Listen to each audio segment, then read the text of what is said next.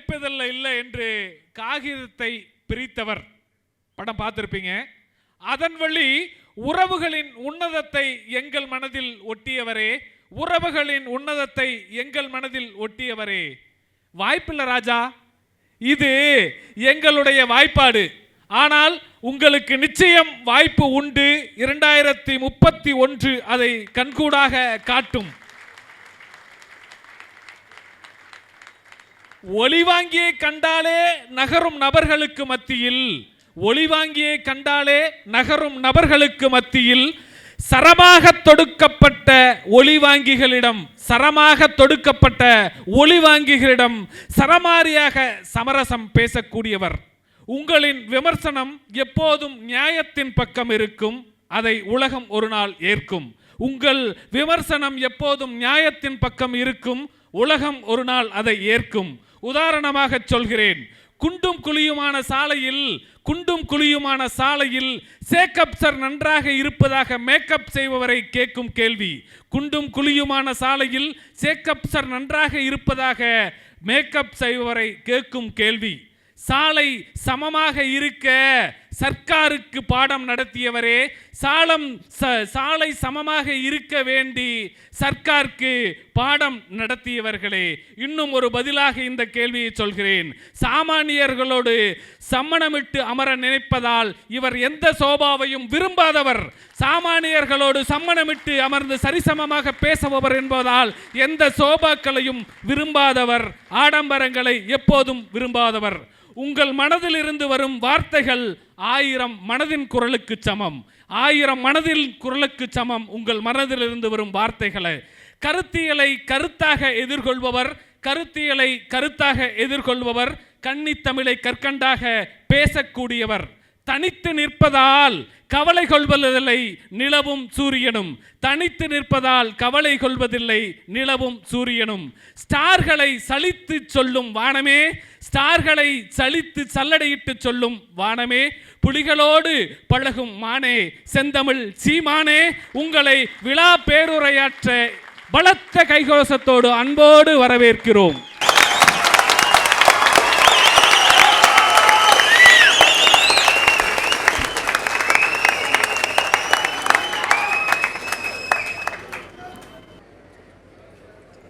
கருப்பண்ணன் மாரியப்பன் கல்லூரியில்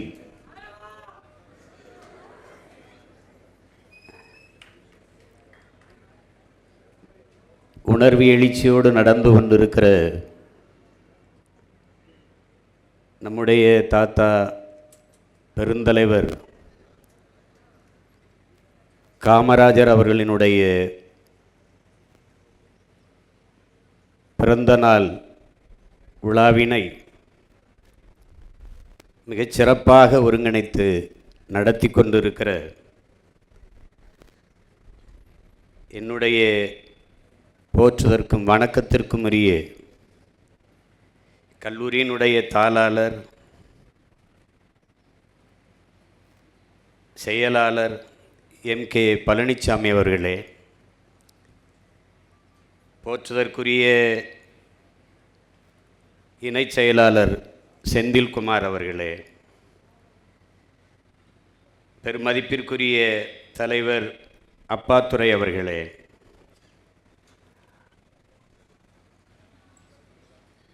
நாடார் மக்கள் முன்னேற்ற சங்க நிறுவன தலைவர், கல்லூரியினுடைய உறுப்பினர் பெருமதிப்பிற்குரிய பொன் விஸ்வநாதன் அவர்களே,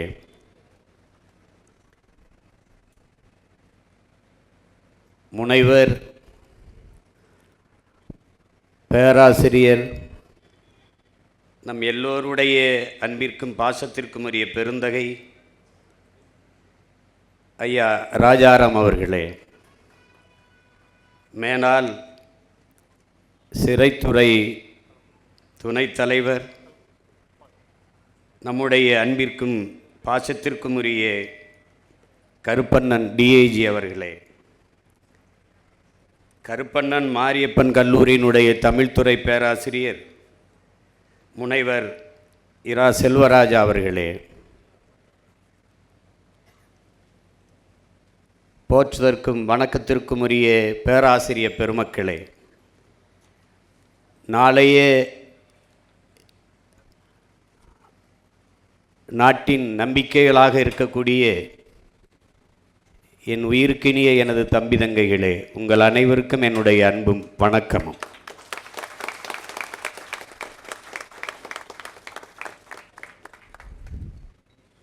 பெருந்தலைவர் பெருவிழாவிலே பேசிய நம்முடைய பெருமகனார் ராஜாராம் அவர்கள் நிறைய அரிய செய்திகளை நமக்கு அறிய தந்தார்கள். பெருந்தலைவர் வந்தவர் போனவரெல்லாம் தலைவர் என்றாக இருக்கும்போது அவரை ஏன் நாம் பெருந்தலைவர் என்று சொல்ல வேண்டும் என்றால்,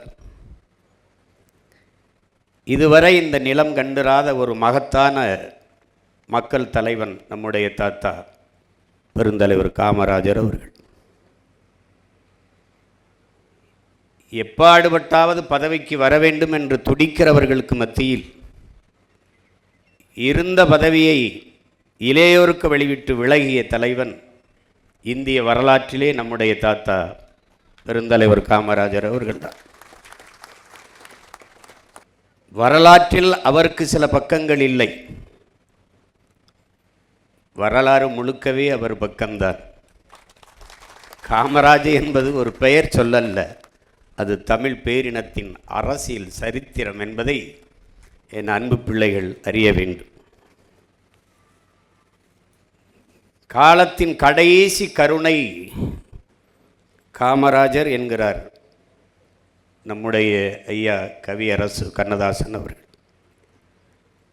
அப்படித்தான் என்ன தோணுகிறது, இத்தனை ஆண்டுகளில் அவரைப் போல ஒரு தலைவர் எவரும் வந்துவிட மாட்டாரா என்று நாம் இன்னும் ஏங்கி நிற்கிற நிலையில்தான் நாடும் மக்களும் நிற்கணும்.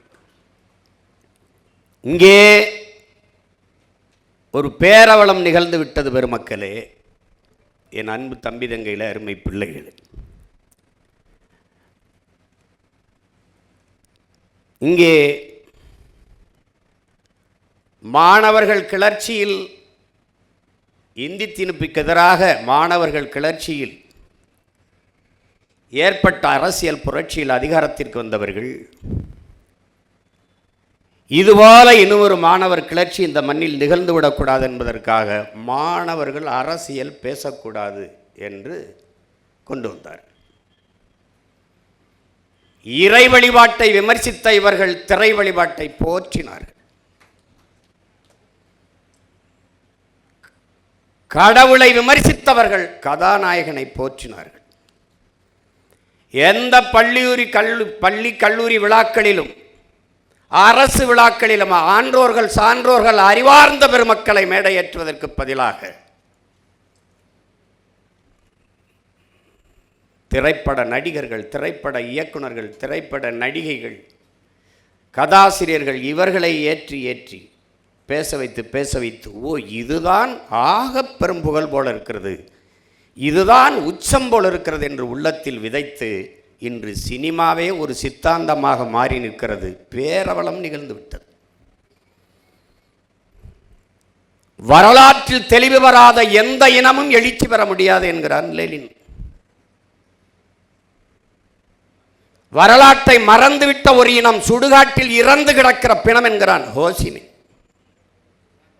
வரலாற்றை படிக்காதவன் வரலாற்றை படைக்கவே முடியாது என்கிறார் அம்பேத்கர். ஆனால் இந்த இனத்திற்கு வரலாறை கற்பிக்கப்படாதனால் தான் தகராறு, பிரச்சனை. எதற்காக கல்லூரியிலே பெருந்தலைவரை பற்றி, காமராஜரை பற்றி பேச வேண்டும்?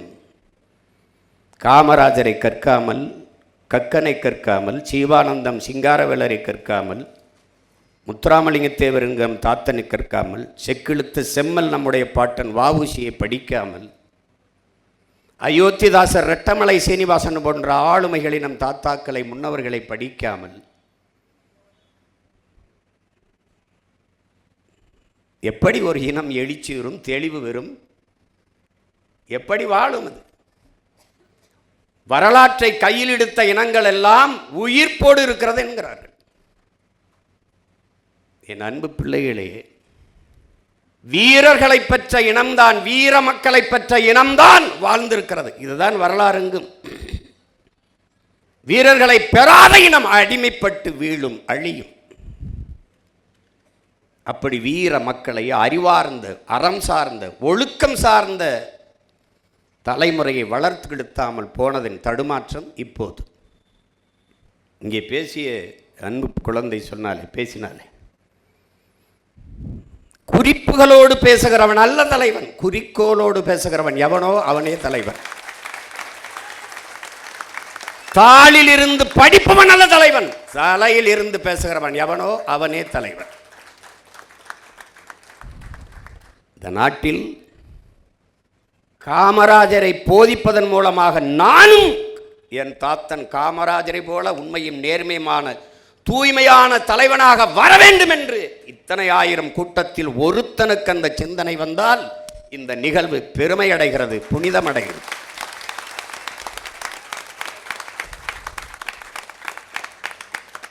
இது சினிமா கதையல்ல, வசனமல்ல என் உடன் பிறந்தார்களே. இது ஒரு தேசிய இனத்தின் காயம் தோய்ந்த, ரத்தம் சிந்திய, கண்ணீர் நிறைந்த வரலாறு. அதை கவனத்தில் வச்சுக்கணும். எத்தனை ஆண்டுகளாகிவிட்டது காமராஜரை இறந்து, இன்னும் அவரை போல ஒரு ஆட்சி செய்வோம் என்று தான் சொல்கிறார்களே ஒழிய, ஏடையில் எவனாவது இவர் ஆட்சி அவர் ஆட்சி இத்தனை தலைவன் காமராஜர் ஆட்சி ஏன் 9 ஆண்டுகளான ஆண்டு இருக்கிறார். 60 ஆண்டுகளாக ஆண்டவர்கள் ஆட்சியை எவனும் சான்று சொல்வதில்லை. வெறும் 9 ஆண்டுகள்.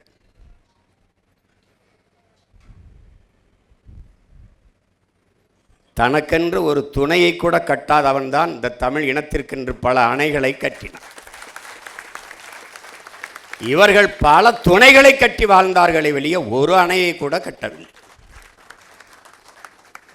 மணிமுத்தாறில் ஒரு அணை, வைகையில் ஒரு அணை, வெண்ணாறில் அணை, எத்தனை அணைகள், ஆலியார் அணை. ஒன்றொன்றும் ஒரு மனிதன் 9 ஆண்டுகளுக்குள் இவ்வளவு சாதித்து விட்டாரா என்று எண்ணுவீர்கள். கல்வி கந்திறந்த காமராஜர் சொல்றாங்க, எழுத்தறிவித்தவன் இறைவன் என்றால் நம்முடைய எழுத்தறிவித்த இறைவன் நம்முடைய தாத்தன் பெருந்தலைவன் காமராஜ் என்பதை தமிழ் இளம் தலைமுறையினர் நினைவில் வைத்துக் கொள்ள வேண்டும். ஏடெடுத்து படிக்கிற நாட்டில் ஏடெடுத்து படிக்கிற ஒவ்வொரு மாணவ பிள்ளைகளும் நன்றியோடு நினைக்க வேண்டிய ஒரே மகன் பெருந்தலைவன் காமராஜ் மட்டும்தான். கண்ணுடையர் என்பார் கற்றார் கல்லாதார் முகத்திரண்டு புண்ணுடையருங்கிறார். கல்வியை கண்ணுங்கிறார். கல்வி இல்லைன்னா கண்ணாலாத பார்வையற்றவனுக்கு ஒப்பானவன்கிறார். கற்றவருக்கு சென்ற இடமெல்லாம் சிறப்புங்கிறா அவ்வை. ஒரு மன்னனுக்கு கூட அவன் நாட்டு ஆளுகிற அந்த எல்லைக்குள்ளதான், நாட்டுக்குள்ளதான் மதிப்பு இருக்கும். ஆனால் கற்றவனுக்கு சென்ற இடமெல்லாம் சிறப்பு இருக்கும். நீங்கள் யோசிச்சு பாருங்க. இங்கே பேசினாங்க, இவர் கூட பேசினார், நம்ம தம்பி கூட, சூர்யா உதயசூரியன். கல்வி சிறந்த தமிழ்நாடு என்று பாரதி பாடினான். அவன் பாடி இறந்து 26 ஆண்டுகள் கழித்து தான் நாடே விடுதலை அடையுது. அதுக்கு பிறகு தான் தாத்தே முதலமைச்சராக ஆகிறான். அவன் வந்து தான் கல்வியில் சிறக்குது. பாருங்கள், இங்கே எல்லாம் சொல்லிட்டாங்க எப்படிலாம் படிக்க வச்சார், நம்மளை கல்வி கற்க வச்சாருன்னு. கல்வியின் அவசியம் பாருங்கள். அவன் ஏன் மகத்தான மாமனிதனாக இருக்கிறான் பாருங்கள். மனித மாண்பு என்னென்னா, மனிதனுடைய இயல்பான குணம் என்னென்னா, எனக்கு கிடைக்காதது இந்த உலகத்தில் எவனுக்கும் கிடைக்கூடாது. இப்படி தான் எல்லா பேரையும் சிந்திப்பான். அப்படி தானே சிந்திப்பான். எனக்கு 2 கண்ணும் போனாலும் பரவாயில்ல, என் எதிரிக்கு அந்த அயோக்கிய பேருக்கு 1 கண்ணாவது போயிடணும், இப்படி தான் நினைப்பான். ஆனால் உலகத்தில் இந்த மண்ணிலே ஒரே ஒரு மகன்தான் தனக்கு கிடைக்காத கல்வி என் நாட்டு பிள்ளைகளுக்கு கிடைக்கணும்னு நினச்சான்.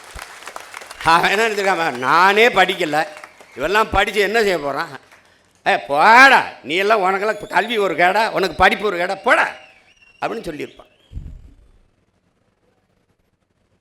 அப்படித்தானே? கல்வி மறுக்கப்பட்ட சமூகம் பல ஆயிரம் ஆண்டுகளான எத்தனை மன்னவர்கள், எத்தனை முன்னவர்கள், எவ்வளவு ஜமீன் திவான்கள், அப்போவெல்லாம் நமக்கு வந்து சேராத கல்வி ஒரு எளிய மகன், ஒரு சாதாரண மகன் அவன் வந்து தான் நமக்கு வந்தது. பாருங்க, நம் பாட்டன் கரிகாலன் கூட ஒரு அணை தான் கட்டினான். நம் தாத்தன் தான் தமிழ்நாடெங்கும் அணை கட்டினான். எத்தனை ஏரிகள், எத்தனை குளங்கள், எத்தனை கண்மாய்கள் அவன் உருவாக்கியது, எவ்வளவு சாலைகள் அவன் போட்டது. அவன் கனவு முழுக்க மக்கள் மக்கள் நலன் நலன் இருந்தது.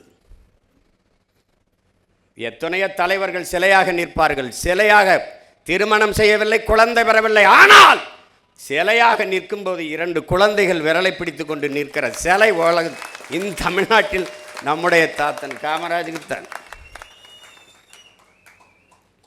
ஆழ்ந்த சிந்தனையாளன், பேரறிஞன், நேருக்கே ஆலோசனை சொன்ன, நேரே பல திணறிட்டாப்ல. இந்த திம்மையா வந்து இந்த இராணுவ தளபதி ஒரு பேச்சும் கேட்க மாட்டார், சோகத்தில் இருக்காப்புல. சந்திக்க போகும்போது என்ன இப்படி ஒரு மாதிரி இருக்கீங்க, அவர் நேருக்கிட்ட என்ன தமிழ்லேயே பேசியிருப்பார், நல்லா இங்கிலீஷ் பேசுவாப்புல. பெரிய புலமை பெற்ற ஆங்கில மாதிரி இல்லை, கருத்தை கடத்திடுவார். இல்லைன்னா இந்திரா காந்தி, லால்பூர் சாஸ்திரி இவர்களையெல்லாம் பிரதமரை உருவாக்கி அவங்களோடலாம் பேசியிருக்க முடியுமான்னு பாருங்கள். சாகும்போது தலைமாட்டில் ஒரு புத்தகம் இருக்குது, ஹிட்லரோட மெயின் கேம்புங்கிற வரலாறு, அவனுடைய பயோகிராஃபி தலைமாட்டில். நான் கூட என் நாடு என் மக்கள் எனது போராட்டமும் தமிழ் பதிப்பை தான் படித்தேன். என் தாத்தன் தலைமாட்டில் வச்சுருந்த புத்தகம் மெயின் கேம்புங்கிற ஆங்கில பதிப்பு. அப்போ கேட்கும்போது நேரு குழம்பிட்டாப்புல, என்ன செய்யலாம் அப்படிங்கும்போது சொல்கிறாப்புல, என்ன உங்கள் பிரச்சனை அப்படின்னு. திம்மையா பேச்சு கேட்க மாட்டார், கிருஷ்ணமேனன் அந்த ஒரு இராணுவ அமைச்சர் பேச்சு கேட்காம பெரிய குழப்பமாக இருக்குது காமராஜ். அப்படி அதுக்கு என்ன, அப்படியா ஒன்று செய்யலாம், ஒரு 2 மாதம் அவருக்கு விடுமுறை கொடுங்க, குடும்பத்தோட உலக நாடுகளுக்கு சுற்றுலா போயிட்டு வர சொல்லுங்கள், எல்லா நாட்டு இராணுவத்துக்கும் போயிட்டு வரட்டும். நீங்கள் ஒரு போன பிறகு முப்படைகளுக்கும் ஒரே தளபதின்னு இருக்கிறதுனால தானே பிரச்சனை. 3 படையாக பிரித்து, கடற்படை, வான்படை, காலாட்படை பிரித்து, அப்படி 3 படைக்கு வெவ்வேறு தளபதியை போட்டுருங்க.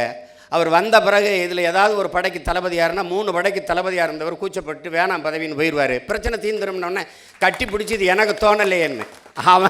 அவன் நேரு பெரிய கல்வியான, பாராளுமன்றத்தில் நேரு பேச வந்தால் எந்த உறுப்பினர் வெளியில் போக மாட்டான், அவ்வளவு ஆளுமையாக பேசக்கூடிய பேராற்றல் கொண்டவன். பல ஆண்டுகள் சிறையில் இருந்தான். அவன் சொன்னான், இன்னும் எத்தனை ஆண்டுகள் வேணாலும் சிறையில் என்னை போடுங்கள், ஆனால் புத்தகத்தை மட்டும் என் கையில் கொடுங்க. அவ்வளவு பெரிய அறிஞனுக்கு அறிவு சொன்னவன் நம்முடைய தாத்தன் காமராஜ். சீனாவுக்கும் இந்தியாவுக்கும் போர் வந்துட்டது, இந்தியா தோக்குது, ஏன்னா சீனா உண்மையில இராணுவம் வச்சிருக்கு, உங்களுக்கு தெரியும்னு நினைக்கிறேன். அந்த நாட்டில் குடிமகனில் இராணுவ வீரன் என்று தனியாக கிடையாது, ஒவ்வொரு குடிமகனும் இராணுவ பயிற்சி எடுத்திருப்பான், சிறந்து விளங்குவான் மார்ஷல் ஆர்ட்டில், தற்காப்பு கலையில். அவன் போர் வந்தால் எல்லாரும் போரிடுவான், அவனை ஒன்றும் செய்ய முடியல. ரொம்ப வருத்தத்தில் இருக்கார். அப்பவும் நம்ம தாத்தன் போயிட்டு, என்ன பிரச்சனை அப்படின்னு, சீனாவில் நம்ம தோற்று போயிட்டோம், நம்மகிட்ட ஆயுதங்கள் வலுவாக இல்லை, வாங்கி சேர்க்கணும் அப்படின்னு. என்ன எங்கேருந்து வாங்கலாம், அமெரிக்காவிலேருந்து வாங்கலாம், வாங்க வேண்டியதானே, என்ன கேட்குறானோ அதை கொடுத்து, அதெல்லாம் கொடுத்துச்சு, பணம்லாம் போயிடுச்சு. நான் இராணுவத்தை அந்த தடவாள இராணுவ ஆயுதங்களை அனுப்ப மாட்டேங்கிறான், அதுக்கு கேரண்டி கேட்குறான். கேரண்டி கேட்குறானா, அப்படியா, அவனுக்கு கொடுக்க மாட்டானா, இல்லை அங்கே இருக்கிற அந்த வங்கிகள்லாம் நமக்கு நம்மளை நம்பி கேரண்டி தரமாட்டுது, ஒப்புதல் தர மறுக்குது அப்படின்னா. அப்படியா, இப்போ அவன் கடை ஏதாவது இங்கே இருக்கா கேட்குறாப்புல, அவர் மொழியில் கேட்குறாப்புல. அவன் அமெரிக்காரன் கடை எங்கேயாவது இருக்கா, ஆமாம் இருக்குது, அமெரிக்கன் எக்ஸ்பிரஸ் பேங்க்னு ஒன்று இருக்குது, அதை இழுத்து மூடுங்க, அதை சாத்துங்க. டேய், எனக்கு கேரண்டி தராத பையன் நாட்டு கடை இங்கே எதுக்குடா இருக்குன்னு போடு அப்படின்னு கடையை மூட போட அவன் உடனே கையெழுத்தை போட்டு சரச்சரன ஆயுதத்தை அனுப்பி விட்டான். இவனை படிக்காதவனா, படிப்பறிமை விட பட்டறிவு மேலானது என்று உலகத்தில் வாழ்ந்து காட்டிய ஒரு மகத்தான மேதை நம்முடைய தாத்தன் காமராஜ். நீ நெருப்பு சுடும் சுடும் என்று படித்தாய், அவன் தொட்டு பார்த்து நெருப்பு சுடும் என்று உணர்ந்தவன். நீ புரிஞ்சுக்கணும், அவன் பெரிய ஆள், நீ சாதாரண ஆள் நினைக்காத. அவன் வந்து ஆள் எளிமையாக இருந்தான் அப்படின்னு நினைக்கிறனால ஏதோ இது தான் இருக்கே அப்படின்ட்டு. பெரிய சிந்தனையாளன், பேரறிஞன். இதனால் இங்கே பாருங்க, மண்ணாங்கட்டின்னு ஒருத்தர், அது சட்டமன்ற உறுப்பினர்கள் விடுதியில் வேலை செய்வாப்புல எடுபடியாக. இப்போ தாத்தா வந்து முதலமைச்சர் காமராஜர், இன்னொரு தாத்தன் நம்முடைய தாத்தன் மூக்கையாத்தவர் வந்து சட்டமன்ற உறுப்பினர். அவர் அறையில், சட்டமன்ற அறையில் ஒரு வேலை செஞ்சுக்கிட்டு இருக்காப்புல. இந்த மண்ணாங்கட்டி எட்டாம் வகுப்பு கூட படிக்காதவங்கெல்லாம் அரசு பணியிலேருந்து நீக்கிறார். சும்மா ஒரு இது பியூன் மாதிரி அரசு பணியிலேருந்து நீக்கிறாரு. அப்புறம் மண்ணாங்கட்டி ரொம்ப தடுமாறுகிறாரு. அவர் குடும்பம் அவரை நம்பி தான் இருக்குது, வேலை இல்லை, நம்ம படிக்கலையே, இப்போ என்ன பண்ணுறாரு, அரசு வேலையிலேருந்து நீக்கிவிட்டாரே அப்படின்னோடனே அவர் ரொம்ப புலம்புறாரு. போய் தாத்தா மூக்கையத்தவர்கிட்ட போய் குறை சொல்கிறாப்புல, இப்படி பண்ணிட்டார் முதலமைச்சர் அப்படின்னு.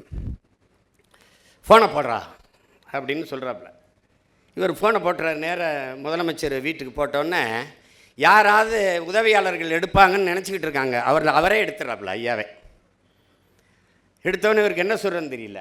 ஐயாவே எடுத்துட்டார் அப்படின்னு. அப்போ கேள்றா, படிக்காத நீங்கள் முதலமைச்சராக இருக்கும்போது படிக்காத நான் பியூனாக இருக்கக்கூடாதான்னு கேள்றா சொல்லி விட்டுறாப்புல. சொல்லி விட்டோன்னே இவர் கேட்டுவிட்டாப்புல. கேட்டோடனே இவர் என்ன சொல்கிறாரு, எடுத்தது காமராஜன்னு தெரியாமல் சொல்லிடுறாரு. ஐயாவை பேசுகிறாருன்னு தெரியல, இப்போ யாரோ பேசுகிறாங்க அப்படின்னா போடுறா கேள்றா, படிக்காதவங்க காமராஜ் முதலமைச்சராக இருக்கும்போது படிக்காத நான் வந்து பியூனாக இருக்க முடியாது, இருக்கக்கூடாதா அப்படின்னு கேள்றா அப்படின்னு கேட்டு போகிறார். கேட்டினோடனே அப்படியா, நீங்கள் யார் பேசுகிறிய, ஆஹா அப்படின்னு வச்சுட்டு கொஞ்சம் அரை மணி நேரத்தில் போலீஸ் வண்டி வந்து நிற்குது. மண்ணாங்கட்டி இங்கே யார் அப்படின்னு பதறிட்டாப்புல. ஐயோ பெரிய பிரச்சனை ஆகி போச்சு அப்படின்ட்டு பதறினோடனே இவர் என்ன சொல்கிறாருல, நீ போடா, நீ முன்னாடி போடா, நான் வாரேன், முன்னாடி போ, நான் வாரேன் ஐயா, அப்படி என்னையா என்னை இப்படி தனியாக விட்டு போடா, நான் வாரேன். அங்கே போனால் வாசலில் நிற்குது ஒரு உருவம். வாங்க நீங்கள் தான் மண்ணாங்கட்டியா, வாங்க உட்காருங்க. நான் ஒரு தப்பு பண்ணிவிட்டேன். அந்த ஜியோவில் அரசாணையில் இனிமேல் 8ஆம் வகுப்புக்கு கீழே படித்தவர்களுக்கு வேலை இல்லைன்னு போட்டிருக்கணும். அது தவறு பண்ணிவிட்டேன். ஆமாம், உங்களுக்கு 2 பொம்பளை பிள்ளைகளாமே, அது கேள்விப்பட்டேன். அதுக்குள்ளே விசாரித்து வச்சுருந்துருக்கான் பாருங்கள் ஒரு தலைவன். அவன் வரக்கும்னா யார் மண்ணாங்கட்டி, அவன் வாழ்க்கை வரலாறு பூரா வாய்ச்சி வச்சவொடனே உங்களுக்கு வேலை இருக்குது, உங்கள் வீட்டுக்கு அழைச்சி சொல்லிடுங்க, இல்லை வருத்தத்தில் இருப்பாங்க, சாப்பிட்ருக்க மாதிரி தெரியல, இந்தாங்க காசு விடு, சாப்பிட்டு வீட்டுக்கு காசு சாப்பாடு வாங்கி கொண்டு கொடுங்க சொல்லு, போயிட்டு வாங்க. இதனால தான் அவன் பெருந்தலைவன் ஆகிட்டான். உங்களுக்கு புரியுதுன்னு நினைக்கிறேன். தன்னை அந்த கேள்வி கேட்டால் அடா அயோக்கிய பயலை, இன்னைக்கு கைது பண்ணி ஒதுக்கி போட்டிருப்பான், குண்டாசில் கூட போடுவான். உங்களுக்கு புரியுதில்ல. இவன் தான் பாருங்கள், சொந்த நாட்டில் ஓட்டு கேட்க வரும்போது ஒருத்தனையும் குட்டி வர்றதில்ல, சும்மா வர்றது. இப்போ அப்படி வர்றதில்லை, எல்லாம் பாதுகாப்பாக எது போட்டுக்கிட்டு வர்றாங்க, எல்லாம் பண்ணுறாங்க. சாதாரணமாக இருப்பான். முதலமைச்சரான ஒய் பிரிவு, இசட்டு பிரிவு, புரோட்டாக்கால், ஆட்டுக்கால்லாம் கேட்டுக்கிட்டு இருப்பான். இதெல்லாம் நம்ம ஆளுக்கு முன்னாடி ஒரு வண்டி ஓடுது, வங்கின்னு ஏது என்ன சத்தம் அப்படின்னு கேட்குறாப்புல. ஐயா போலீஸ் பாதுகாப்புன்னு. நிறுத்த சொல்லு, இங்கே வாப்பா, வண்டியை கொண்டு வாப்பா. நான் என்ன செத்தா போயிட்டேன் முன்னாடி சங்குதிக்கிட்டு போகிறேன், இங்கே வாப்பா. இல்லையா பாதுகாப்பு, என்னையா பாகிஸ்தான்லையா போகிறேன், சொந்த நாட்டில் போகிறேன், போப்பா தெண்டை செலவு கொண்டு போய் வண்டி நிறுத்துப்பா போப்பா அப்படின்னு. அவன் தலைவன். ஒரு தலைவனே தன் உயிருக்கு பயந்தா நாட்டு மக்களை யாரா காப்பாற்றுறது? நான் என்கிட்ட கேட்பாங்க, உங்களுக்கு பாதுகாப்பு, நான் தாண்டா அந்த நாட்டுக்கே பாதுகாப்பு, எனக்கு எதுக்குடா பாதுகாப்பு? என் மக்களுக்கு யாரா பாதுகாப்பாப்போ? யார் என்னை கொல்லுவா? பாருங்க, இப்படி வாழ்ந்த ஒரு தலைவர், இப்படிலாம் வாழ்ந்திருப்பாரா ஒருத்தன்? நீங்கள் கற்பனை கூட செய்ய முடியாது. உட்கார்ந்து ஒரு கதாசிரியன் திரைக்கதை எழுதினா கூட இவ்வளோ இப்படி ஒரு கதாநாயகனை நீங்கள் உருவாக்க முடியாது. அப்படி வாழ்ந்து காட்டிட்டவன். ஒரு 2 நிகழ்வு இல்லை, பேசிக்கிட்டே இருக்கலாம். உங்களுக்கு பசி நேரம் ஆயிடுச்சு. நீங்கள் இன்னொன்று கவனிக்கணும், ஒரு எப்படிப்பட்ட ஆள்னு பாருங்கள், எவ்வளோ நகைச்சுவையான ஆள்னு பாருங்கள். ஒரு இதுக்கு போகிறாப்புல, திருவண்ணாமலையில் தெல்லூர்னு ஒரு இடத்துல கூட்டம் நடக்குது. பொதுக்கூட்டத்தில் பேசிட்டு இருக்கிறாப்புல, பேச ஆரம்பிக்கிறாரு. எனக்கு பல தடவை அப்படி பழி வாங்கியிருக்காங்க, மைக்கு சொதப்புது. அது நம்ம 100 கூட்டம் பேசுகிற இடத்துல 2வது இதில் தொண்டையை பிடிச்சிக்கிறோம். அப்புறம் கரபுரன்னு ஐயா எம்ஆர்றத மாதிரி பேசிட்டு இருக்கணும். இவர் என்ன பண்ணுறாரு, மைக்கு, யார் நீயா, இங்கே வா, என்ன இப்படி மைக்கை வச்சுருக்க, இங்கே வா, இந்த ஆள் மைக் சரியில்லை, இனிமேல் யாராவது இவன்ட்ட மைக் செட் எடுக்காதீங்க, மேடை இல்லை தராப்ல, மைக் செட் எடுக்காதியப்பா அப்படின்னு.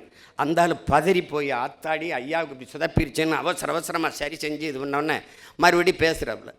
கொஞ்சம் நல்லா பேசிருச்சு. பேசி முடித்தோடனே அவர் மூஞ்சி பார்க்குறாரு, பரிதாபம் வந்தோடனே, இங்கே வாண்ணே மேடைக்கு வா, இப்படி வா. இந்த ஆள் பாருங்க கெட்டிக்காரன், சிறாவில் பாருங்க, பேசாத மைக்க கூட பேச வச்சுட்டான் பார்த்தியலா. அதனால இனிமே இவரே கூப்பிடுங்க எல்லாத்துக்கும் இவர் மைக் செட்டே எடுங்கன்றாப்புல. பாதிக்கப்பட்டுருவானா? உங்களுக்கு புரியுதா? அப்படி பாதிக்கப்பட்டுருவானா? எப்படி மண்ணாங்கட்டிக்கோ அப்படி. அப்புறம் ஒரு இதுக்கு போகிறாப்புல, இங்கேனா இது தஞ்சாவூருக்கு சுற்றி பார்த்துட்டு வராப்புல.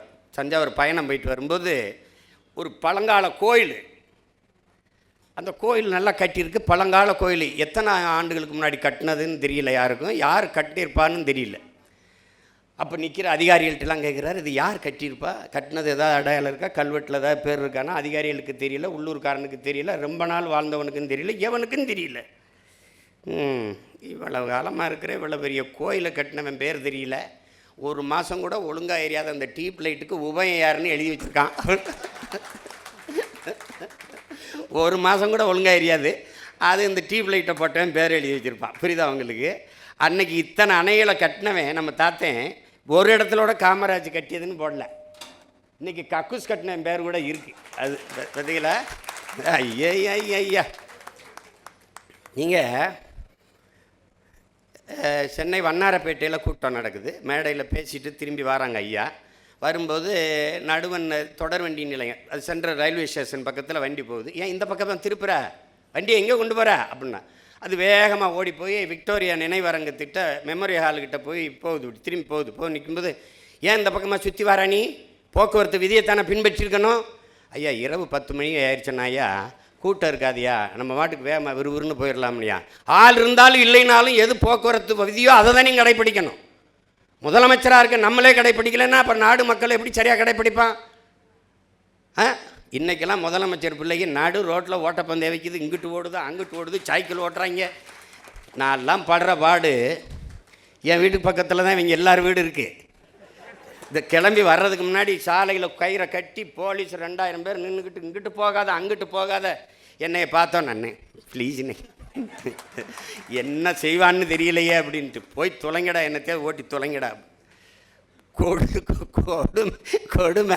அப்போலாம் நான் தாத்தனை நினச்சிப்பேன், இந்த பைத்தியக்கார மாதிரி உனக்கு வாழ தெரியல, என்னத்துக்கு இப்படி இருந்தா நீ, கதர் சட்டை கட்டிக்கிட்டு சும்மா ஒரு கடைசி வரை சன்னியாசியாக வளர்ந்து செத்து போனாப்புல. என்ன பண்ணுறது சொல்லுங்கள். அப்புறம் எப்படி சிந்திக்கிறார் பாருங்க. ஒரு பட விழாவுக்கு கூட்டி போயிடுறாங்க, தொடக்க விழாவுக்கு.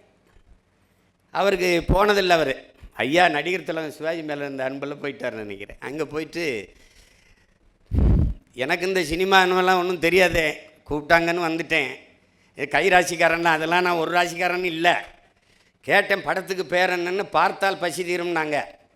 பார்த்தா எப்படி பசி தீரும்னு ரொம்ப நேரமாக வரும்போது யோசிச்சுக்கிட்டே வந்தேன். ஆனால் இப்போ தெரியுது, இவ்வளோ பேர் வேலை செய்கிறாங்க, நடிக்கிறாங்க, எடுக்கிற படத்தை நீங்கள்லாம் பார்த்தா அவங்க பசி தீரும். அது சரியாக தான் வச்சிருக்கான் பேர். அவர் அதாவது அப்படி ஒரு தலைவனை நீங்கள் ஒரு சிற்பிகிட்ட கொடுத்து கூட செதுக்க முடியாது. சிவகாமியால் மட்டும்தான் செதுக்க முடியும். குருசாமி சிவகாமியால் தான் செதுக்க முடியும். நீங்கள் அது சொல்லி முடிக்க முடியாத ஒரு. இதிலிருந்து என்ன நீங்கள் தெரிஞ்சுக்கணும்னா, ஒரு தலைவன் ஒரு தவம் போல இருந்து இந்த நாட்டை ஆட்சி செஞ்சிருக்கான். 9 ஆண்டுகளில் இந்த நாட்டை மிகப்பெரிய உயரத்துக்கு கொண்டு போய் சேர்த்துருக்கான். ஆனால் அதுக்கப்புறம் இந்த நாடு ஒரு அங்குலம் கூட இல்லை, ஊழல் இல்லை, லஞ்சம் இல்லை, முறையான நிர்வாகத்தை கொடுத்துருக்கான். அப்போ இவ்வளோ வருவாய் பெருக்கமும் இல்லை நம்மக்கிட்ட, நல்லா நீங்கள் கவனிக்கணும். ஆனால் முதறிஞர் ராஜாஜி அவர்கள் காசு இல்லைன்னு மூடிய 6000 பள்ளிக்கூடங்களையும் திறந்து, அதற்கு மேலே 14,000 பள்ளிக்கூடங்களை திறந்து நம்மளையெல்லாம் படிக்க வைத்த ஒரு மகத்தான தலைவன் நம்முடைய தாத்தன், பெருந்தலைவர் காமராஜர். அதனால தான் எழுத்தறித்த இறைவன் நம்முடைய தாத்தனுங்கிறான். அத்தா பள்ளிக்கூடம் திறக்கலைன்னா ஐயா ராஜாராம்லாம் ஏது. நான்லாம் அரணையூரில் சிற்றூரில் இருந்த தொடக்கப்பள்ளி அவர் தொடங்கினது தான். இன்றைக்கி அந்த பள்ளிக்கூடம் நான் படித்து முடிச்சுட்டு வெளியில் வந்த பிறகு ஓட்டு போடுறதுக்கு மட்டும் வச்சுருந்தாங்க. எப்பாவது சொட்டு மருந்து ஊற்றுறதுக்கு ஒரு கூடார மாதிரி வச்சுருந்தாங்க. இப்போ நான் சண்டை போட்டு நான் பணம் கொடுத்து கட்டியிருக்கேன். பள்ளிக்கூடம் கட்டிட்டோம், ஆசிரியர் போட சொல்லி பார்க்குறேன், எவனும் போட மாட்டேங்கிறான். இப்போ வாத்தியார் போட முடியல. எப்படி நிலைமை இருக்குது பாருங்கள். படிக்கிற பிள்ளைகள் ஒவ்வொரு சிற்றூர்லேயும் ஒரு தொடக்கப்பள்ளி, 3 கிலோமீட்டருக்கு ஒரு உயர்நிலைப்பள்ளி, மேல்நிலைப்பள்ளி, அதுக்கப்புறம் 5 கிலோமீட்டருக்கு ஒரு மேல்நிலைப்பள்ளியை கொண்டு போகணும்னு கொண்டு படிக்க வச்ச மேதை.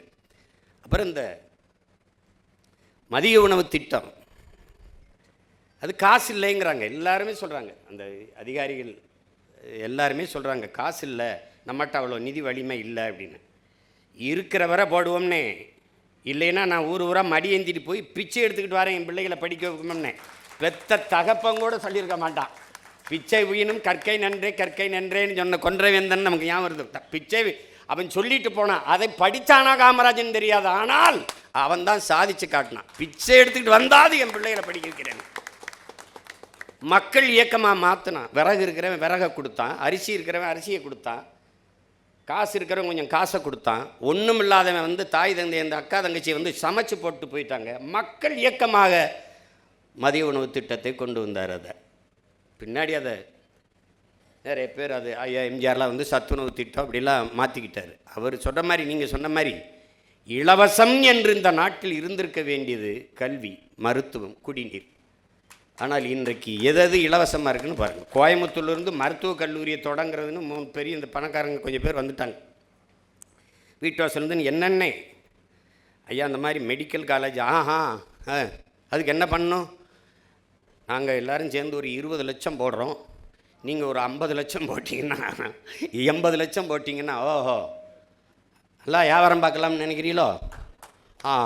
இதுக்கு எதுக்கு இவ்வளோ தூரம் வந்தீங்கன்னே ஒரு கடித எழுதியை போட்டிருந்தீங்கன்னா நான் முடியாதுன்னு ஒரு பதில் கடிதத்தை போட்டு வேலையை பார்த்துருப்பேன்ல. கல்வி வியாபாரமாகி விடக்கூடாது என்று கவனமாக இருந்த தலைவன் நம்முடைய தாத்தன் பெருந்தலைவர் காமராஜ். இன்னைக்கு ஒரு பள்ளிக்கூடம் ஒன்று கூட அரசுக்கிட்ட இல்லை. கொடுக்குற அனுமதிகள் பூரா மிகப்பெரிய வகுப்பறைகள் வர்த்தக அறைகளாக மாறிடுச்சு, அறிவு கருவறை வியாபார அறையாக மாறிடுச்சு. அப்போ அந்த நிலையில் அவர் மருத்துவம் அவர்கிட்ட இருந்துச்சு, கல்வி அவர்கிட்ட இருந்துச்சு, போக்குவரத்து அவர்கிட்ட இருந்துச்சு. இன்றைக்கி எதுவும் நம்மகிட்ட இல்லை, எதுவும் நம்மகிட்ட இல்லை. நீங்கள் வந்து என் அன்பு பிள்ளைகள் அரசியல் கற்கணும். உங்களுக்கு ஒன்று சொல்லுவேன், இந்த எந்த பேராசிரியர் எந்த ஆசிரியர் சொன்னாலும் கேட்காதீங்க. நான் உங்கள் உடன் பிறந்தவன், உங்கள் மேலே இருக்கிற பேரன்பின் காரணமாக இதை சொல்கிறேன், பெரும் அக்கறையின் காரணமாக சொல்கிறேன். அரசியலை கற்பிக்காதது கல்வியே இல்லை. அரசியலை தாண்டிய கல்வி உலகத்திலே கிடையாது. அரசியல் என்ற எண்ணம் இல்லாதவன் மனிதனாக இருக்க முடியாது. அண்ணல் காந்தியடிகள், அரசியல் வேண்டாம் என்று நீ விலகி நிற்கலாம், ஆனால் அரசியல் உன்னை விட்டு ஒருபோதும் விலகாது. அரிஸ்டாட்டில். இது நல்லா கவனிச்சுக்க. நீ அரசியல் வேண்டாம் என்று விலகி நின்றால் எவனை வெறுக்கிறாயோ அருவருக்கிறாயோ அவன் ஆட்சியன்களை வாழ நேரிடும்ங்கிறான் பிளாட்டோ. அந்த பிளாட்டோ தான் சொல்கிறான், கற்காமல் இருப்பதை விட பிறக்காமல் இருப்பதை சிறந்ததுன்றான். ஆனால் நம்மளையெல்லாம் கற்க வச்சான் ஒரு தாத்தன். அவன் கற்கலை, என்ன பள்ளிக்கூடம் போய் படிக்கல வந்தான், அவ்வளோதான். அவரை கேள்வி பண்ணாங்க, இவர் ஒரு படிக்காதவர், இவர் கல்லூரி போகாதவர், இவருக்கு என்ன இருக்குது அவருக்கு என்ன இருக்குது அப்படின்ட்டு.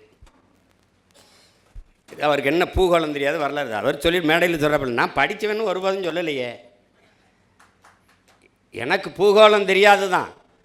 ஆனால் தமிழ்நாட்டில் எத்தனை ஊர் இருக்குது, எத்தனை ஆறு இருக்குது, அந்த ஆறுக்கு அருவி எங்கெங்கே வருது, எத்தனை அணை இருக்குது, எத்தனை ஏரி இருக்குது, எத்தனை குளம் இருக்குது, எத்தனை கம்மா இருக்குது, எந்தெந்த ஊரில் எவ்வளோ சனம் வாழுது, எவ்வளவு ஏக்கர், எத்தனாயிரம் எவ்வளோ ஏக்கர் விவசாயம் பார்க்கப்படுது, இதெல்லாம் எனக்கு நல்லா தெரியும்.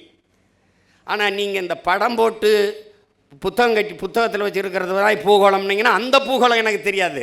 அதாவது எல்லாமே அவருக்கு தெரியுது. நீ புத்தகத்தில் வச்சுருக்கிறத நான் படிக்கலையே ஒழிய எனக்கு தெரிஞ்சது உன் புத்தகத்தில் இல்லை, அதுதான் இங்கே இருக்கிறது. அப்போ ஒரு அரிதுன்னு அரிதா. நீங்கள் பார்த்தீங்கன்னா தாத்தா விருதுநகரில் தோற்று போயிடுறாங்க. தோற்று போனோடனே பேரறிஞர் அண்ணா கிட்ட போய் ஆசை தம்பின்னு போய் சொல்கிறார், ஐயா இந்த மாதிரி அண்ணா நம்ம காமராஜ் தோத்துட்டார் அப்படின்னு மகிழ்ச்சி அடைகிறாப்ல, சந்தோஷமாக தோத்துட்டார் அப்படின்னு. ஒரு கண் கலங்கி சொல்கிறார், சந்தோஷப்படாதீங்க ஆசை தம்பி, ரொம்ப சங்கடப்படுவீர்கள் அப்படின்னு. மகத்தான ஒரு மக்கள் தலைவனுக்கே இந்த நிலைமை என்றால் நமக்கெல்லாம் என்ன நிலைமைன்னு எண்ணி பாருங்கன்றாப்ல. இன்னொரு கட்சி தலைவருடைய, அவரை எதிர்த்து தான் அரசியல் செஞ்சிருக்காரு, அந்த கட்சி தலைவரின் தோல்விக்கு வருந்துகிறார் பேரறிஞர் அண்ணா அவர்கள். இன்றைக்கி அடுத்தவர் தோல்விக்கு கைகட்டி சிரிக்கிறார்கள், ஏளனம் செய்கிறார்கள். அரசியல் மாண்பில்லாமல் போச்சு. அண்ணாதுரையை வந்து அமெரிக்காவுக்கு போகும்போது நிக்சன் சந்திக்க மறுத்துறார் அமெரிக்க அதிபர். நிக்சன் இங்கே வரும்போது ஒரு இந்தியாவில் ஒருத்தரை சந்திக்க நினைக்கிறாரு, அது நம்ம தாத்தா காமராஜர். அவனுக்கு ஏதோ அவரை பிடிக்க பாத்திரணும் எப்படியாதுன்னு நினைக்கிறாப்புல. நம்மால் திமிரில் அது நிக்சன் எல்லாம் நான் பார்க்க முடியாதுன்றாப்புல. என்னையும் அப்படி சொல்லி அவர் அமெரிக்கா அது யாராக இருந்தால் என்ன, நம்ம அண்ணாதுரையை சந்திக்காமல் மறுத்துட்ட போது நான் ஏன் அவனை போய் சந்திக்கணும்? எப்படி பாருங்க, அண்ணாதுரை சந்திக்கலையா, நம்மளை சந்திக்கிறாரா, வெறுப்புக்காவது அவரை சந்திப்போம்னு நினச்சி சந்திக்கிறாள் தான் இன்றைக்கி இருக்குது. அவ்வளவு அரசியல் மாண்பும் நாகரிகம் கொண்டு அரசியல் தீண்டாமை துளியும் இல்லாத வாழ்ந்த பெருமக்கள் அன்று வாழ்ந்திருக்காங்க. அதனால் மகத்தான தலைவர்கள்லாம் இந்த மண்ணில் வாழ்ந்திருக்கிறாங்க. அதில் நீங்கள் வரலாற்றில் காமராஜர்லாம் இன்றைக்கி பாடமாக இருக்குதா, படிக்க முடியுதான்னா எனக்கு தெரியல. நீங்கள் வள்ளுவத்தை திருக்குறளே கற்பிக்க ஆள் இல்லை. இப்போ ரொம்ப கடினம்தான் நாட்டு நிலைமை. ஆனால் இதுக்கு ஒரு காலம் வரும்ல. பெருந்தலைவர் ஆட்சி மீண்டும் வரணும்னாலும் அவன் பேரன் ஆட்சி வந்தால் தான் வரும். அது இல்லைன்னா கஷ்டம். படம் இல்லை காமராஜ் எங்களுக்கு, படம் இல்லை எங்களுக்கு, படிப்பினை பாடம் வரலாற்று பெருந்தடம் எங்களுக்கு காமராஜ். அது சிலை இல்லை, எங்கள் ஆழ்மனதில் ஒவ்வொரு நொடியும் கொதிக்கிற உலை. அது உலை, அதை நீங்கள் புரிஞ்சுக்கணும். சும்மா ஏதோ வருஷத்துக்கு ஒரு தடவை மாலை போட்டு கும்பிட்டு போகிற கூட்டம் இல்லை இது. அவன் என்ன செஞ்சான், அவன் நேர்வழி தடத்தில் பயணித்து இந்த நாட்டையும் மக்களையும் நல்வழிப்படுத்துவது ஒன்று தான் கனவாக இருக்கணும். அது இன்றைய தலைமுறை தமிழ் பிள்ளைகளுக்கு தேடி தேடி படிங்க. நீங்கள் பாடத்தை மட்டும் படித்தா அதுதான் அறிவு நினச்சிங்கன்னா கஷ்டம். அதுதான் அது கஷ்டம், அது ரொம்ப கடினம். அதை தாண்டிய கல்வி இருக்குது, அதை படிக்கணும். இன்றைக்கி சூழியல், அறிவு, பொருளியல் இதெல்லாம் நீங்கள் படிக்கணும். அரசியல் என்பதை ஒரு வாழ்வியல் என்று நீங்கள் உணருங்க. அறிவியல் புவியியல் போல வாழ்வியல். ஏன் அதை சொல்கிற அண்ணே, உங்கள் வாழ்வில் பிறப்பிலிருந்து இறப்பு வரை அனைத்தையும் தீர்மானிப்பது அரசு. அந்த அரசை தீர்மானிப்பது அரசியல். அந்த அரசியலை நாம் சரியாக பண்ணலை அப்படின்னா தடுமாறிடும். அதனால் நீங்கள் என்ன படிக்கணும், அதுக்கு என்ன வேலை, அதுக்கு என்ன சம்பளம், அந்த வேலையை நீங்கள் எங்கே பார்க்கணும், எல்லாத்தையும் அரசு தான் தீர்மானிக்குது. பிறப்பு சான்றிதழிலிருந்து இறப்பு சான்றிதழ் பெறுகிற வரை தீர்மானிப்பது அரசியல். அந்த அரசியலை கற்றுக்கொள்ளுங்கள், அதில் ஆழ்ந்த அறிவு தெளிவு பெறுங்கள். இல்லை என்றால் நாட்டை நீங்கள் நல்வழிப்படுத்த முடியாது. ஒரு பதறு சமூகமாக நாம் மாறிப்போம். இப்போ நமக்கு எந்த பெருமையும் வெளியில் போய் சொல்ல முடியாது. நாங்கள்லாம் சேர சோழ பாண்டிய வம்சம், நாங்கள்லாம் இப்போ தெரியுமா, எங்களுக்கு உலகத்துக்கு பொதுமறை தந்தவன், எங்களைப் போல ஆகச் செழுமையான இலக்கிய வளம் கொண்ட இனத்தை உலக வரலாற்றில் காட்டுங்கள். அதெல்லாம் ஒன்றும் பேச முடியாது, ஒரு பெருமையும் பேச முடியாது. நீ இப்போ இருக்கிற நிலைமையில் நீங்கள் அதெல்லாம் நீங்களாடா அப்படின்னு. அதனால் இதை மறுபடியும் சொல்வேன், தமிழர் என்றொரு இனம் உண்டு, தனித்தே அவருக்கு ஒரு குணம் உண்டு. அமிழ்தம் அவரது மொழியாம், அன்பே அவரது வழியாம்னு நம்முடைய தாத்தன் நாமக்கல் கவிஞன் பாடுறான். தமிழன் என்றொரு இனம் உண்டு, தனித்தே அவருக்கு ஒரு குணம் உண்டு, மானமும் வீரமும் அவருக்கு உயிரென்று உலகத்திற்கு காட்டியவன் என் உயிர் தலைவன் மேதகுவே பிரபாகரன் அவர்.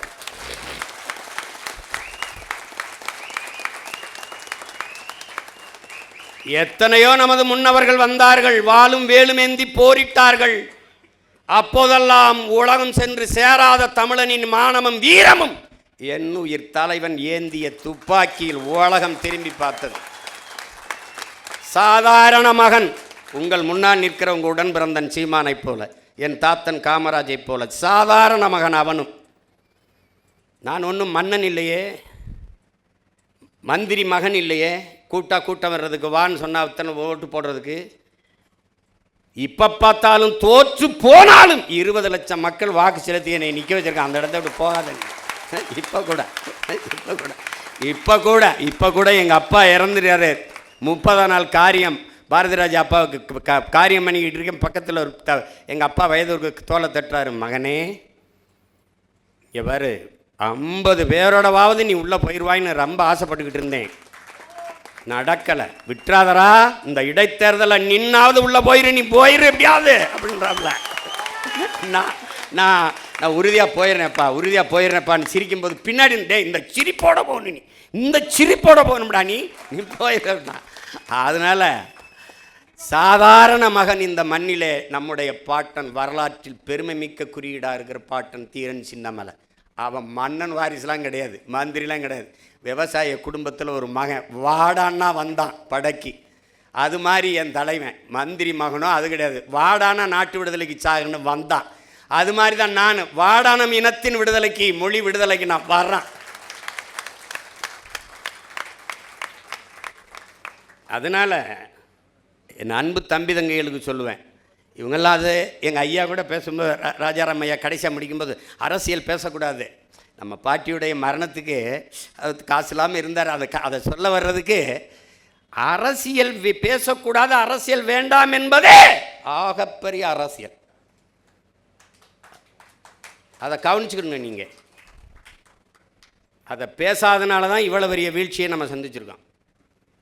அதை கவனமாக இருக்கணும். அரசியல் நம் இதய துடிப்பு போல் இருக்கணும், ஒவ்வொரு பிள்ளைக்கும் இருக்கணும். சும்மா அரசியல் இன்னும் ஓட்டு போடுறது மட்டும்தான் நினைக்காது. 5 வருஷத்துக்கு ஒரு தடவை வரும். நீ நல்ல கல்லூரி தேடி படிக்கணும், நல்ல ஆசிரியர்கிட்ட படிக்கணும், நல்ல பொண்ணு பார்த்து கட்டணும், நல்ல மாப்பிள்ளை பார்த்து பொண்ணை கொடுக்கணும், எல்லாம் கொடுக்கணும். நாட்டை ஆளுகிற தலைவனுக்கு வேணும். அவர் குடிப்பாரா, அவர் நல்லவரா, அதெல்லாம் இல்லை. பொண்ணை கொடுக்கறதுக்கு அவ்வளவு யோசிக்கிற, மண்ணை கொடுக்கறதுக்கு யோசிக்கிறதே இல்லை, டாக்குன்னு கொடுத்துருவேன்.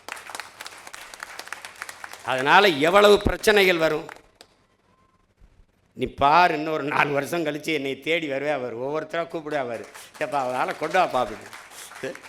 உனக்கு குடிக்க தண்ணி வச்சுருக்கிய, போத்தலில் குடிக்கிற, இது யாரோடது?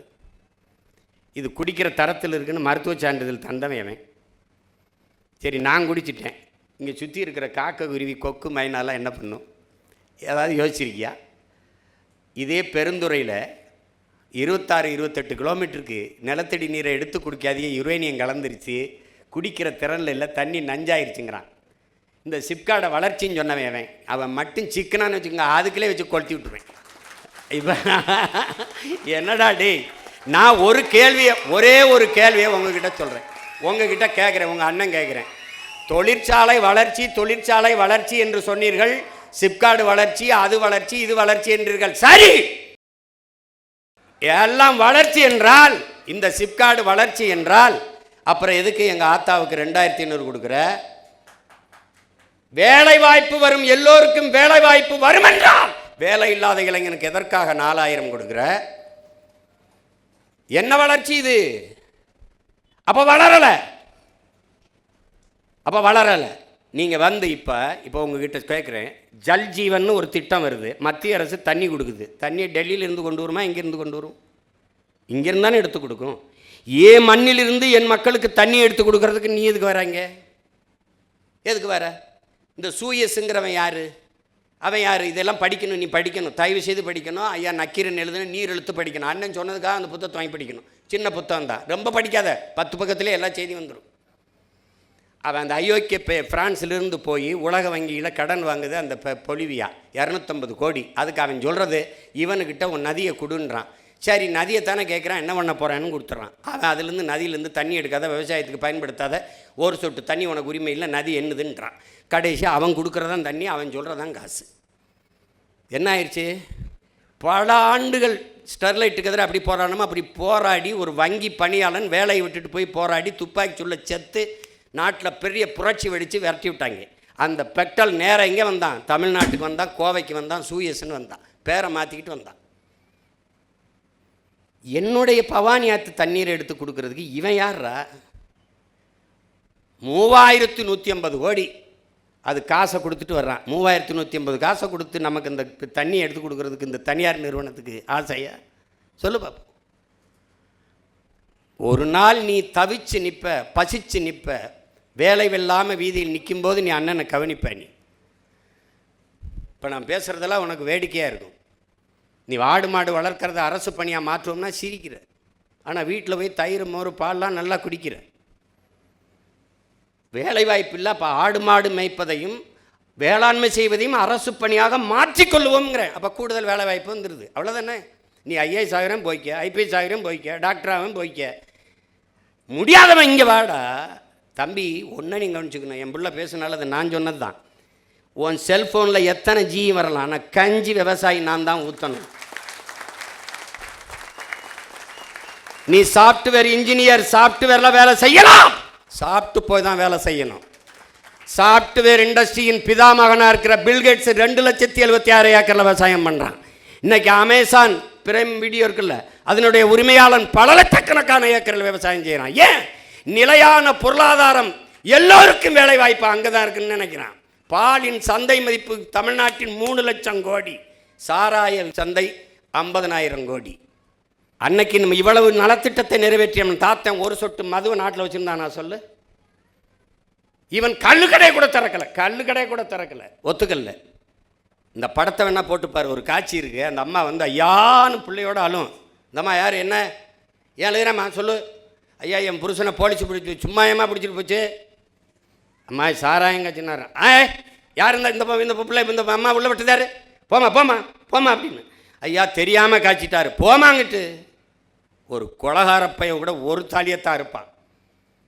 உன் புருஷன் செஞ்ச வேலைக்கு ஊர் தாலியாமெல்லாம் அறுத்து போடுவாங்க, போமாங்கிட்டு அப்படின்றாப்ப.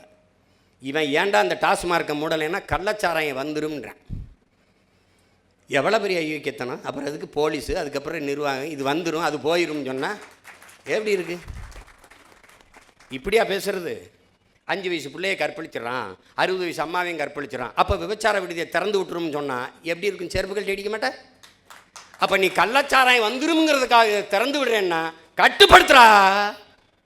உங்கள் உடன் பிறந்தவன் முதலமைச்சர் நாற்காலியில் உட்கார்ந்தா ஒரு சொட்டு போத, ஒரு கள்ளச்சாராயம், ஒருத்த மது, கஞ்சா, பான்பராக்கு, சிகரெட்டு, குட்கா வேணா வித்துறான்னு சொல்லு.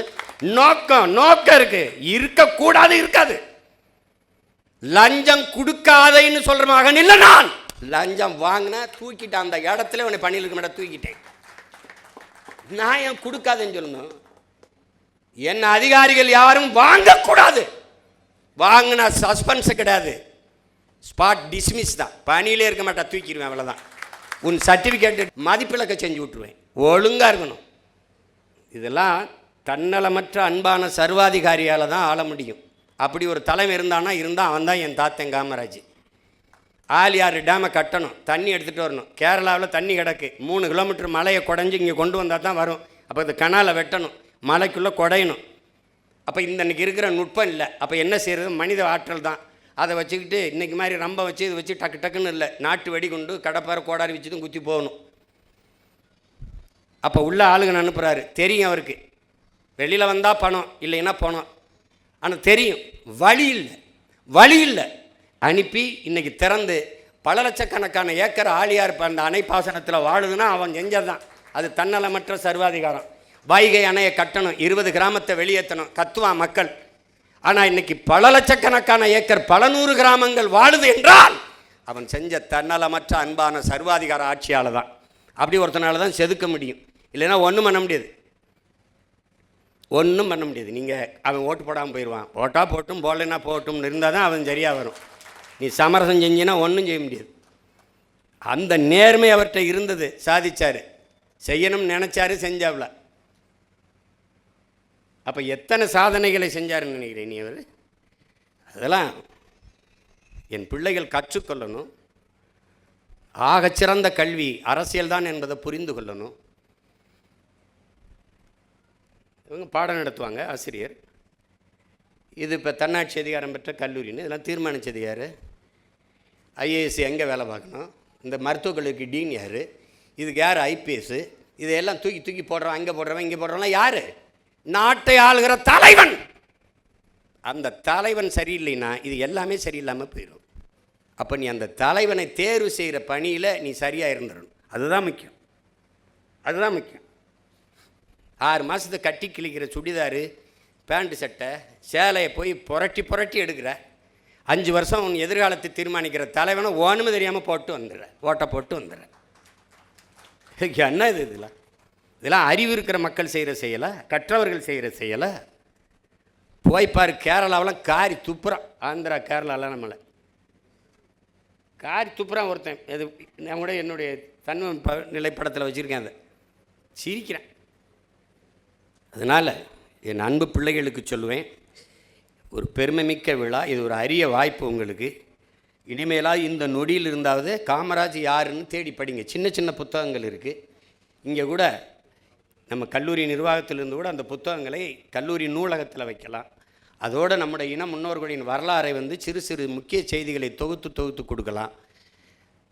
அது சம்பந்தமாக மாணவர்களே பட்டிமன்றம் எப்படி இந்த பச்சை பிள்ளை இப்படி பேசுனா அது மாதிரி பேச வச்சு நம்முடைய பிள்ளைகளை தர்க்க அறிவை தடையின்றி பேசுகிற ஆற்றலை அதை கொண்டு வரணும்.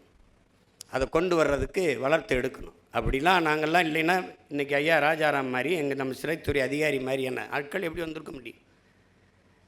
எனக்கெல்லாம் என்ன யாரும் இப்படி பேசணுங்க சொல்லி கொடுத்தாங்களே? ஒன்றும் இல்லை, ஒரு வெறி தான். அதனால் என் அன்பு தம்பி தங்கைகளுக்கு சொல்லுவேன், அருமை உடன் பிறந்தார்களுக்கு சொல்லுவேன், இந்த நாடு உங்களுடையது, என்னுடையதும் கூடத்தான்.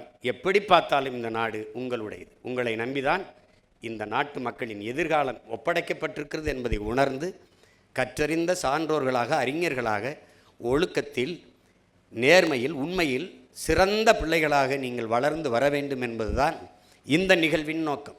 அதற்கு சான்றாக வாழ்ந்து காட்டிய ஒரு மகத்தான தலைவனை உங்களுக்கு இந்த பெருவிழாவின் மூலமாக எடுத்து எல்லோரும் பேசியிருக்கிறோம். அதை அறிந்து தெளிந்து என் அன்பு பிள்ளைகள் சிறந்த மாணவர்களாக வர வேண்டும். இங்கே பல போட்டிகளில் பங்கேற்று பரிசு பெற்ற மாணவர்களுக்கெல்லாம் என்னுடைய வாழ்த்துக்கள். நல்லாசிரியர் விருது பெற்ற பேராசிரியர் பெருமக்களுக்கெல்லாம் என்னுடைய அன்பு நிறைந்த வாழ்த்துக்கள். நீண்ட புகழோடு தமிழ் மக்களின் நெஞ்சமெல்லாம் நிறைந்திருக்கட்டும் நம்முடைய பெருந்தலைவரின் புகழ். இந்த நிகழ்வு சிறப்பாக நிகழ உழைத்த எல்லோருக்கும் என்னுடைய அன்பும் வாழ்த்துக்களும். உங்கள் இவ்வளவு நேரம் பசியோடு நீங்கள் கேட்டுக்கொண்டிருந்தமைக்கு என்னுடைய அன்பும் நன்றியும். ஏன்னால் செவிக்கு உணவு இல்லாத போது சிறிது வயிற்றுக்கு வீயப்படுங்கிறான். நம்ம தாத்தன் தான் செவிக்கு உணவளித்து வயிற்றுக்கு ஈந்து படிக்க வச்சோம் அவன்தான். அதனால் நீங்கள் இந்த அரிய வாய்ப்பை தந்த கல்லூரியின் நிர்வாகத்திற்கும் அமைதியாக என்னுரை கேட்ட என் உடன் பிறந்தார்கள் அனைவருக்கும் என்னுடைய அன்பும் வாழ்த்துக்களும். புரட்சி வெல்லட்டும். நன்றி, வணக்கம்.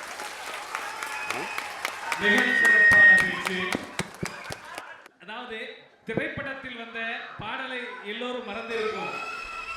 ஒரு சில பாடல்களை மட்டும் ஒரு கோரிக்கையாக, வேண்டுகோளாக ரசிகர்கள், மாணவர்கள் இருக்கிறார்கள். சூரியவம்சத்தில் ஒரு பாட்டு, நல்ல பாட்டு இருக்கும். அது எத்தனை தடவை பாடுறது? அனைவரும் அப்புறமா கேட்டுக்கொள்கிறோம்.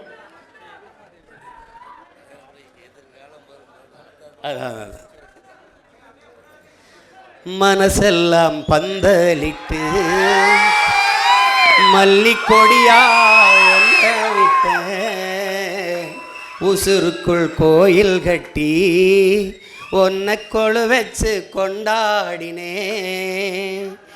மழை பெஞ்சா தானே மண் வாசம், ஒன்று நினைச்சாலே பூவாசந்தான். மலை மேல் விளக்காய் ஏற்றி வைப்பேன், உன்னை படம் போல் மனசில் ஏற்றி வைப்பேன். இவ்வளோ நேரம் நான் பேசுகிறது எதுவும் உங்கள் மனசில் நிற்கலை.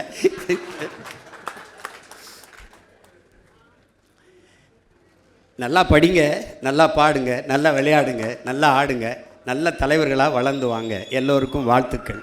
நன்றி.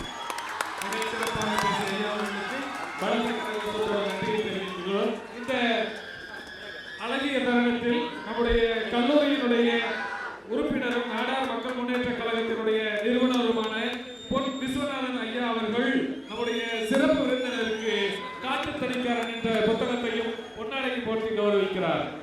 நன்றி ஐயா.